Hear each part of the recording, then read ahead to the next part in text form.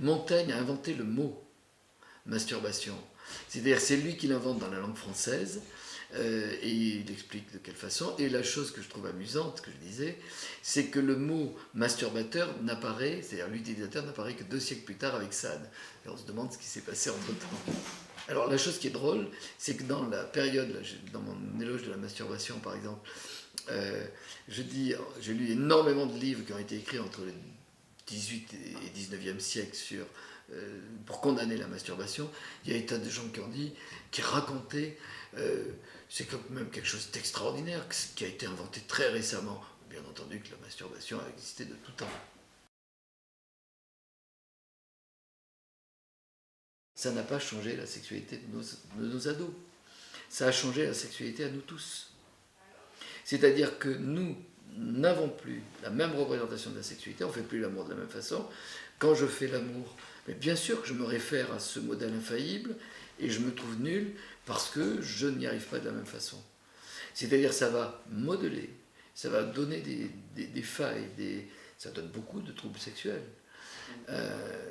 Ce modèle, on est obligé de faire avec, et c'est en cela qu'il devrait vraiment y avoir une éducation à la sexualité. Puisque un ado sur 2 à 11 ans a vu un porno, ça montre une image qui est laquelle? Ben, si vous regardez bien, et on n'y pense pas, c'est la sexualité avec quelque chose qui manque, la phase d'excitation. Les partenaires arrivent en état d'excitation maximum, ils se foutent à poil et ils pénètrent. C'est-à-dire qu'il y a ce qui manque et qui est la caractéristique de la sexualité des humains, ce qu'on appelle les préliminaires, les jeux sexuels, ce qui va permettre de faire monter l'excitation. Et c'est en cela que c'est le plus mauvais modèle et qu'il faudrait le dire. La question qui est souvent posée, alors ça dépend des âges, mais on pourrait le dire, c'est est-ce que je suis normal? C'est le problème de la normalité. Ça se pose à l'adolescence. Est-ce que mes seins poussent normalement? Mon pénis est assez grand? Et des gens, même des couples qui viennent presque dire, est-ce qu'on fait bien l'amour d'une certaine façon? Est-ce qu'on est normaux? On va y répondre d'abord en évitant de donner une normalité.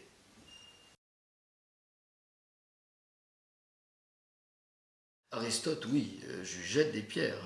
Aristote est un formidable misogyne qui va avoir raconté ce qu'était l'opinion de l'époque. C'est-à-dire dans toute l'Antiquité et avant la chrétienté, il y a des êtres supérieurs et des êtres inférieurs. Mais c'est connu, et c'est connu de presque toutes les sociétés. Les êtres supérieurs, c'est uniquement ceux qui peuvent pénétrer. Et les êtres inférieurs, c'est ceux qui ne le peuvent pas. Et le problème, c'est qu'on va faire d'Aristote un dieu, parce que ce qu'il dit dans tous les domaines va être absolument va être totalement juste jusqu'à la fin du XVIIIe siècle. Faisons attention à une chose, c'est que la domination masculine n'est pas terminée. Elle peut revenir facilement.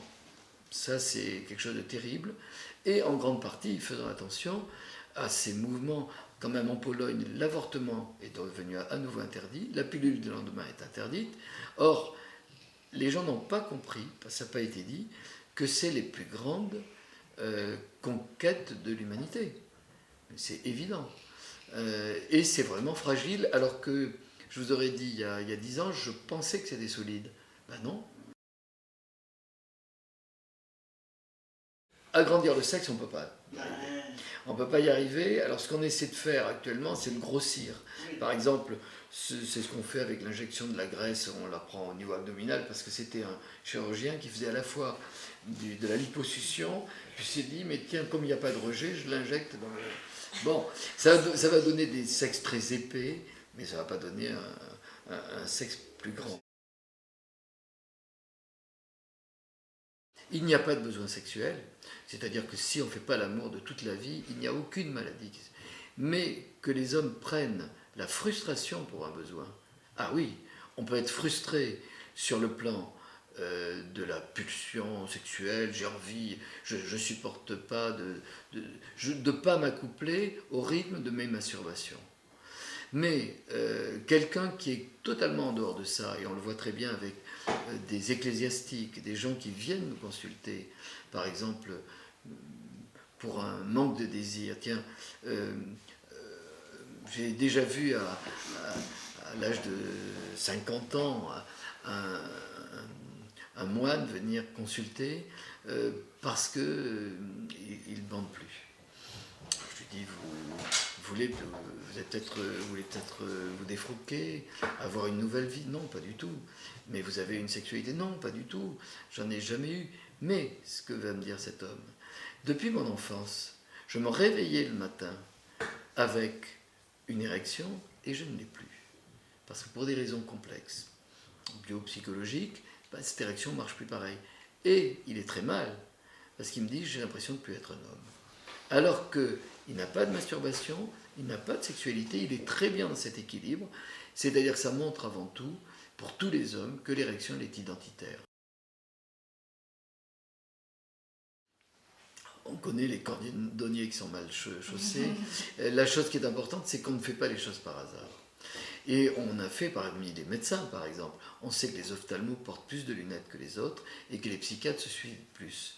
C'est-à-dire qu'il y a des orientations de vie qui se font en fonction de l'intérêt. Et c'est vrai qu'il faut avoir un intérêt particulier pour s'intéresser à la sexualité.